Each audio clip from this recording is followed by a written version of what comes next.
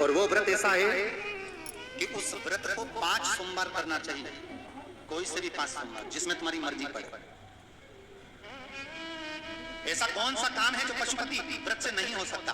जब पशुपति अस्त्र मात्र भगवान राम के तरकश में रखे होने पर लंकाधिपति रावण के प्राण निकल सकते हैं,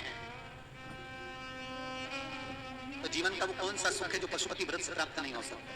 बस उसका नियम है, 5 सोमवार करो। बीच में अगर तुम्हारा कोई काम अड़ गया, रजोधर्म आ गया, कोई व्रत तुम्हारा पड़ गया, छठ पड़ गई, तीज पड़ गई, चतुर्थी पड़ गई, एकादशी पड़ गई, या तुम कोई व्रत करते हो वो उस दिन पड़ गया, तो उस व्रत को छोड़कर अगले व्रत को गिना जाता। सुबह पूजन की थाली लेकर मंदिर में जाते हैं, भगवान का अभिषेक पूजन करते हैं, थाली लेकर वापिस आ जाते हैं, उस थाली को अपने घर में रख लेते हैं, उसी थाली को शाम के समय फिर वापिस मंदिर में लेकर जाते हैं, उसमें 6 दिए रख कर ले जाते हैं घी के, प्रसाद एक कटोरे में जिसमें भी लग कर ले जाना है, 3 हिस्से मंदिर के अंदर उसके करे जाते हैं। दियों को मंदिर में जमीन पर नीचे रखा जाता है, 6 दियों को प्रसाद के 3 हिस्से कर दिए जाते हैं, शिव जी की पूजन कर दी जाती है, पूजन कर कर प्रसाद के 2 हिस्से मंदिर में रख दिए जाते हैं, जो कागज ले गए, दोने ले गए, पात्र ले गए, उसमें 2 हिस्से वहीं छोड़ दिए जाते हैं, 1 हिस्सा थाली में रख लिया जाता है, 5 दिए जो जलाए हैं वो वहीं रखे रहने दो, 1 दिया जमीन पर से वापिस उठा लो, जिसको जलाया नहीं है उसको थाली में रख लो, शंकर भगवान से प्रार्थना करो, बाबा आज मेरा पहला पशुपति व्रत है, भोलेनाथ आप स्वीकार करना, मेरे मन की कामना ये है बाबा जिसके कारण मैंने ये व्रत किया है। व्रत का बोलकर, दिया लेकर, प्रसाद का 1 हिस्सा लेकर, थाली लेकर वापिस अपने घर पर आओ। घर के दरवाजे में जब अंदर प्रवेश करो, सीधे हाथ की ओर बाहर घर के बैठ जाओ, घर की ओर मुख करो और सीधे हाथ की ओर बैठकर घर की ओर मुख कर कर वहीं पर 6ठे नंबर का जो दिया लेकर आई हो उसको जला लो, बाबा से यहाँ प्रार्थना कर लो, भोलेनाथ मेरा कार्य ये है, इसको सफल करना। घर में प्रवेश कर जाओ। भोजन करते समय सबसे पहले जो प्रसाद का 1 हिस्सा तुम मंदिर से लाई हो, पहले उसको भोजन के समय पर पहले उसको खाओ, इसके बाद फिर भोजन करो। अपने प्रसाद के हिस्से में से किसी को प्रसाद नहीं देना। प्रसाद भगवान के मंदिर में जब बनाकर लेकर जाओ, कढ़ैया में, भगोनी में उतना ही प्रसाद बनाना जितना प्रसाद मंदिर जाएगा। आप 1 कटोरा भरकर ले गए और थोड़ा सा कढ़ैया में छोड़ दिया तो आपका व्रत सफल नहीं हो पाएगा। प्रसाद उतना ही बनाना, अगर ज्यादा बना है तो ज्यादा ले जाना पड़ेगा, कम बना है कम ले जाना पड़ेगा। प्रसाद कढ़ैया में, पात्र में छूटना नहीं चाहिए। जो शंकर जी के लिए बनाया है तुमने उतना की उतना पूरा लेकर जाना पड़ेगा। ये नहीं कि मैं बच्चों के लिए थोड़ा बना के छोड़ जाऊं, बच्चों के लिए थोड़ा घर वालों के लिए बनाकर छोड़ जाऊं, ना, जितना बनाया सारा लेकर जाना पड़ेगा। इसलिए उतना बनाओ जितना तुम्हें मंदिर में ले जाना। पात्र खाली होना चाहिए, तब उसको लेकर जाओ, 3 हिस्से करो, 2 हिस्से मंदिर में रखकर 1 हिस्सा। 4 व्रत पूरे हो जाए, 5वां व्रत रहे, बाबा से विनती करते हुए 108 चावल के दाने, मूंग के दाने या फूल या पंखड़ी या बेलपत्र आदि जो भी आप बाबा को 108 चढ़ाना चाहें वो ले जाओ। एक श्रीफल, कुछ भेंट साथ में लेकर जाओ, भगवान को नमन कर कर भाव के साथ में ध्यान देना।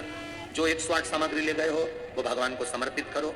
नारियल और भेंट 11 रुपए, 21 रुपए, 51 रुपए जो भी तुम लेकर गए हो, वो जो जलाधारी है, जलाधारी का मतलब होता है ये जहां पर शिव जी का शिवलिंग रखा है, ये जलाधारी, ये जल, नारियल भेंट इस जलाधारी पर कभी नहीं रखना चाहिए।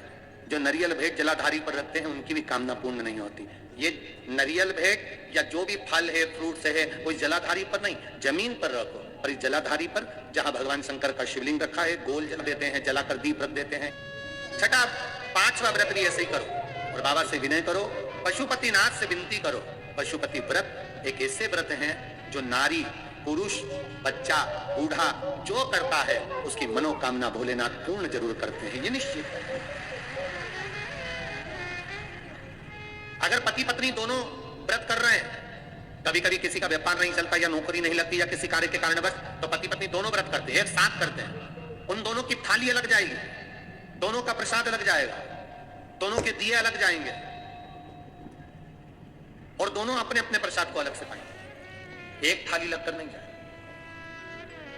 माँ और बेटा कर रहे हैं तो भी थाली 2 ही जाएगी, बेटी और माँ कर रही है तो भी थाली 2 ही जाएगी। प्रसाद के हिस्से दो थाली ले जाने का मतलब होता है प्रसाद जो बना कर लेकर गए हो उसके 3 हिस्से होना चाहिए।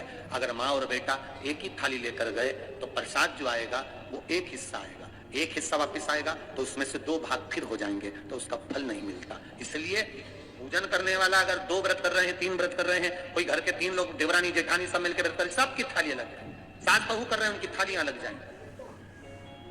जिस मंदिर में पहला व्रत करोगे उसी मंदिर में 5 व्रत करना।